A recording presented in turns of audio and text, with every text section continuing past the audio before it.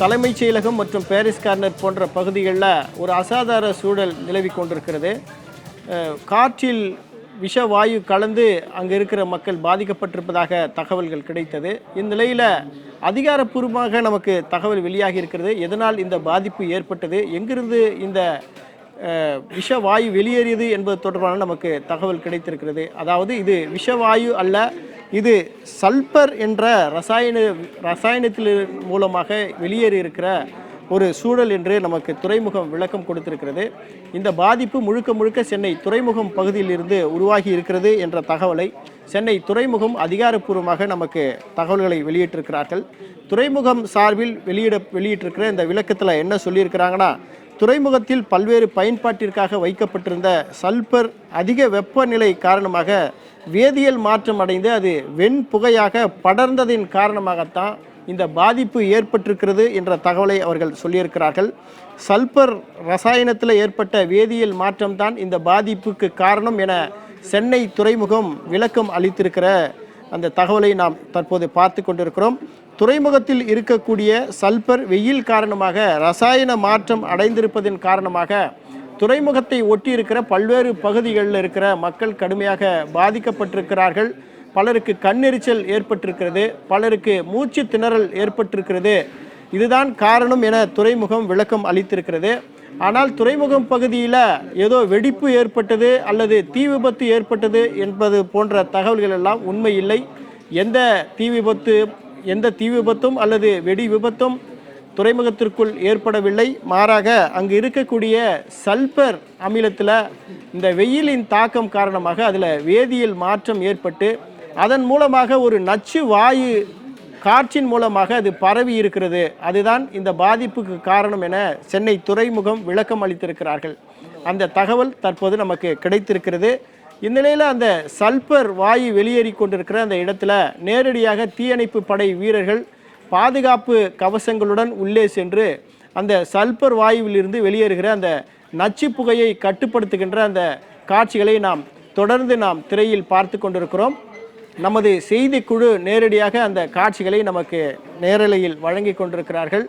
இந்த நிலைமையில் நமது செய்தியாளர் நித்யானந்தன் தலைமைச் செயலகம் மற்றும் அதன் ஒட்டியிருக்கிற பகுதியில் ஏற்பட்டிருக்கிற பாதிப்புகளை தொடர்ந்து நமக்கு நேரலையில் வழங்கி கொண்டிருக்கிறார்.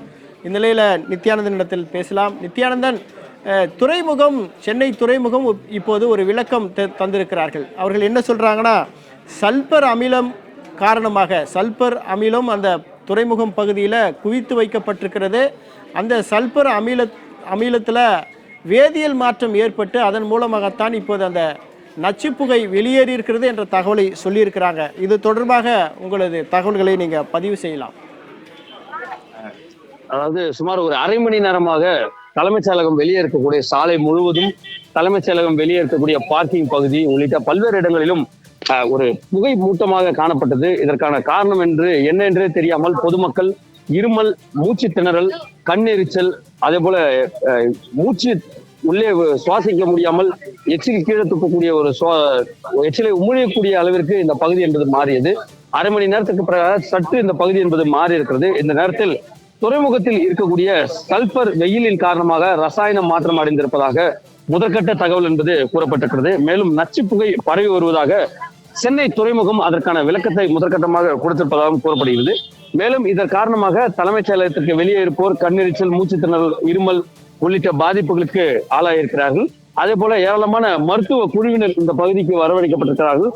அதே போல துறைமுகத்திற்கு உள்ளே சுமார் 40க்கும் மேற்பட்ட தீயணைப்பு வாகனங்கள் கொண்டு வரப்பட்டிருக்கிறது. சென்னை எஸ்பிளேடு தீயணைப்பு வாகனம், எழும்பூரில் இருக்கக்கூடிய தீயணைப்பு வாகனம், தலைமைச் செயலகத்தில் இருக்கக்கூடிய தீயணைப்பு வாகனம், அதே போல அசோக் நகரில் இருக்கக்கூடிய தீயணைப்பு வாகனம், அதே போல மயிலாப்பூர் தீயணைப்பு வாகனம் என பல்வேறு வேப்பேரியில் இருக்கக்கூடிய தீயணைப்பு வாகனம் என பல்வேறு இடங்களில் இருக்கக்கூடிய தீயணைப்பு வாகனங்கள் விரைந்து துறைமுகத்திற்கு உள்ளே சென்றிருக்கிறது. அதே போல துறைமுகத்திலிருந்து வெளியே வரக்கூடிய தகவல் என்பது, சென்னை துறைமுகத்திற்கு வந்த ஒரு கப்பலில் 3 கண்டெய்னர்களில் சல்பைடு என்கிற ரசாயன பொருள் கொண்டு வந்ததாகவும், அது வெடித்து ரசாயன பொருள் காற்றில் கலந்ததாகவும், மெரினா கடற்கரை சாலை முழுவதுமே புகை மண்டலமாக காட்சியளித்து இருப்பதாகவும், அங்கிருந்து துறைமுகத்திலிருந்து வெளியே வரக்கூடிய அங்க பகுதிவாசிகள், அதே போல துறைமுகத்திற்கு உள்ளே இருந்து வெளியே வரக்கூடிய நபர்கள் எல்லாம் கூறக்கூடிய கருத்தாக இருக்கிறது. இந்த நேரத்தில் என்ன நடைபெறுகிறது என்று தெரியாமல் ஒரு புறம் பொதுமக்கள் பாதிப்பு, மறுபுறத்தில் துறைமுகத்திலிருந்து கொடுக்கப்பட்டிருக்கக்கூடிய தகவல் என தொடர்ச்சியாக கூறப்படுகிறது. பொதுமக்கள் அச்சப்பட வேண்டாம் என்றும் கூறப்பட்டிருக்கிறது. துறைமுகத்தில் பல்வேறு கெமிக்கல் பயன்பாடு, அதாவது ரசாயன பயன்பாட்டிற்காக பல்வேறு நாடுகளில் இருந்து வரக்கூடிய அந்த ரசாயனங்கள் எல்லாம் சென்னை துறைமுகம் வழியாக தான் ஸ்ரீபெரும்புத்தூர், கோயம்புத்தூர், ஈரோடு, திருப்பூர் உள்ளிட்ட பல்வேறு இடங்களுக்கு தொழிற்சாலைகளுக்கு கொண்டு செல்லக்கூடிய அந்த வேதிப்பொருட்கள் எல்லாம் கொண்டு போக சொல்லப்படும். அதில் சல்பர் என்கிற ஒரு வேதிப்பொருள் தற்பொழுது காற்றில் கலந்திருக்கிறது. இதன் காரணமாக எந்த விதமான பாதிப்பும் ஏற்படாது என்று சென்னை துறைமுகம் தரப்பிலிருந்து அச்சப்பட வேண்டாம் என்று பொதுமக்களுக்கு அந்த தகவலை கூறியிருப்பதாகவும் கூறப்படுகிறது. இந்த நேரத்தில் துறைமுகத்துடைய மூத்த அதிகாரிகள், அதே போல காவல்துறை உயர் அதிகாரிகள், அதே போல தீயணைப்புத்துறை உடனடியாக துறைமுகத்திலிருந்து பொதுமக்கள் பணியாட்களை வெளியேற்றுவது என பல நபர்களும் உள்ளே ஒருங்கிணைந்து பணியாற்றி கொடுக்கக்கூடிய ஒரு செயல் என்பது உள்ளே துறைமுகத்துக்கு உள்ளே இருந்து கொண்டிருக்கிறது. அதே போல கேரளாவில் இன்று தொடர்ச்சியாக முதற்கட்டமாக 3 தீயணைப்பு வாகனங்கள் முதல் 30 தீயணைப்பு வாகனங்கள் வரை கொண்டு செல்லப்பட்டிருக்கிறது. ஆகவே தொடர்ந்து இந்த நேரத்தில் இந்த காட்சிகளையும் தற்பொழுது இந்த நச்சு புகை குறித்த அந்த செய்தியை தொடர்ந்து பார்த்து வருகிறோம். பொதுமக்கள் ஏராளமான பாதிக்கப்பட்டிருந்தாலும் சற்று தலைமைச் செயலகம் வெளியே இருக்கக்கூடிய பகுதி என்பது தற்பொழுது இயல்பு நிலைக்கு சிறிதாக திரும்பி வரக்கூடிய அந்த காட்சிகளையும் நம்மால் காண முடியுது.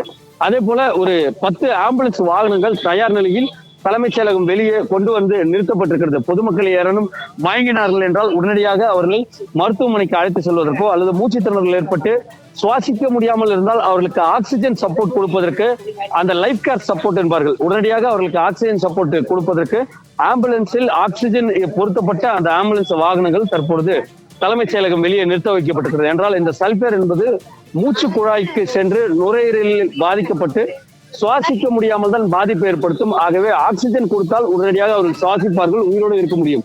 ஆகவே முதலுதவிக்காக 108 வாகனங்கள், ஒரு 9 முதல் 10 வாகனங்கள் தலைமைச் செயலகம் வெளியே நிறுத்தி வைக்கப்பட்டிருக்கிறார்கள், தயார் நிலையில் இருக்கிறது. பொதுமக்களுக்கு ஏதேனும் கூடுதலாக பாதிப்பு ஏற்பட்டால் பாதுகாப்புக்காக அவர்கள் நிறுத்தி வைக்கப்பட்டிருக்கிறார்கள். மறுபுறத்தில் காவலர்கள் தொடர்ச்சியாக பொதுமக்கள் என்ன பணிக்காக வந்தார்களோ உடனடியாக செய்து முடித்துவிட்டு வெளியேறுங்கள் என்று காவலர்களும் பொதுமக்களும் அதே போல தலைமைச் செயலகத்துக்கு உள்ளே வந்தவர்களும் அழைத்து செல்லக்கூடிய அந்த காட்சிகளும் தற்போது நம்மால் காண முடிகிறது. சல்பர் போன்ற அமிலங்களை மிக பத்திரமாக கையாள வேண்டும் என்பது விதியாக இருக்கிறது. ஆனால் இது போன்ற பாதிப்புக்கு அந்த அமிலத்தை துறைமுகத்தில் இருக்கிற அந்த கையாளுநர்கள் முறையாக அதை கையாளவில்லை, அதுதான் இந்த விபத்துக்கு காரணம் என்ற தகவலும் நமக்கு வருகிறது. அது மட்டுமல்ல, சல்பர் அமிலத்தை 200 டிகிரி செல்சியஸ் அளவிற்கு சூடுபடுத்தும் போது தான் அது சல்பர் டை ஆக்சைடாக மாறும். அப்போதுதான் அது மிக மோசமான பாதிப்புகளை ஏற்படுத்தும் என்று சொல்லப்படுகிறது. இந்த நிலைமையில் அந்த சரக்குகளை கையாளுவதில் என்ன மாதிரியான தவறுகள் செய்யப்பட்டிருக்கிறது என்ற தகவல் நமக்கு ஏதாவது கிடைத்திருக்கிறதா?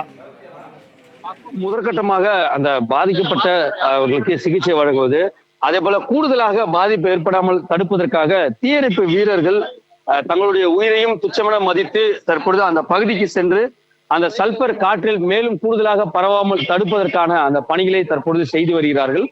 சல்பர் என்பது பவுடர் நிலையில் கொண்டு வரப்பட்டதாக கூறப்படுகிறது. வெயிலின் தாக்கம், அதே போல துறைமுகத்தில் எத்தனை நாட்களாக அந்த கப்பலில் நிறுத்தி வைக்கப்பட்டது என்ற ஒரு கேள்வியும் இந்த நேரத்தில் எழுந்தான் இருக்கிறது.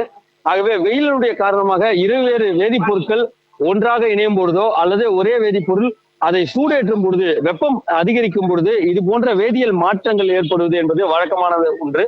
அந்த வகையில் வேதியியல் மாற்றம் ஏற்படும் பொழுது இது போன்று காற்றில் கலப்பதும் வெடிப்பதும், அதன் பிறகு நச்சு புகையாக அது மாறுவதும், அதன் பிறகு மூச்சுத்திணறல் ஏற்படுத்துவதும் இதெல்லாம் இந்த வேதிப்பொருட்கள் செய்யும். ஆகவே தொழிற்சாலைகளுக்கு கொண்டு செல்ல வேண்டிய வேதிப்பொருட்கள் ஏன் எத்தனை நாட்களாக அது துறைமுகத்தில் நிறுத்தி வைக்கப்பட்டிருக்கிறது, ஏன் இந்த விளைவை ஏற்படுத்தியிருக்கிறது என்று முதற்கட்ட விசாரணையை காவல்துறையினர் துவங்கி இருக்கிறார்கள். மனித தவறா அல்லது வெயிலினுடைய தாக்கமா என்ற கோணத்தில் காவல்துறையுடைய முதற்கட்ட விசாரணை தொடங்கி நடைபெற்றுக் கொண்டிருக்கிறது. கூடுதலாக பாதிப்பு ஏற்படாமல் இருக்க சல்பர் எத்தனை டன் சென்னை துறைமுகத்திற்குள்ளாக இருக்கிறது, வேறு என்னென்ன வேதிப்பொருட்கள் அபாயகரமாக இருக்கிறது என்ற கணக்கையும் தற்பொழுது துறைமுகத்துடைய அதிகாரிகள் அவர்களுடைய அந்த ஆவண புத்தகங்களில் பார்த்து கொண்டிருக்கிறார்கள். எத்தனை கப்பல்கள் வந்திருக்கிறது, எவ்வளவு வெளியே சென்றிருக்கிறது, எதையெல்லாம் வேதிப்பொருட்களை கொண்டு வந்திருக்கிறது, எவ்வளவு சரக்கு கிடங்குகளில் வைக்கப்பட்டிருக்கிறது, குடோன்களில் வைத்து அதன் பிறகாக கண்டெய்னர்களை அந்தந்த பகுதிகளுக்கு தொழிற்சாலைகளுக்கு ஏற்றி அனுப்புவார்கள். ஆகவே என்னென்னலாம் இருக்கிறது என்று பார்க்கிறார்கள். ஏன்னா வெயில் 100 டிகிரி ஃபாரன்ஹீட்டை கடந்து சென்று கொண்டிருக்கிறது. சென்னை மீனம்பாக்கத்தில் நேற்று 100 டிகிரி ஃபாரன்ஹீட்டை கடந்து தற்பொழுது வெயிலுடைய தாக்கம் என்பது நேற்று இருந்தது.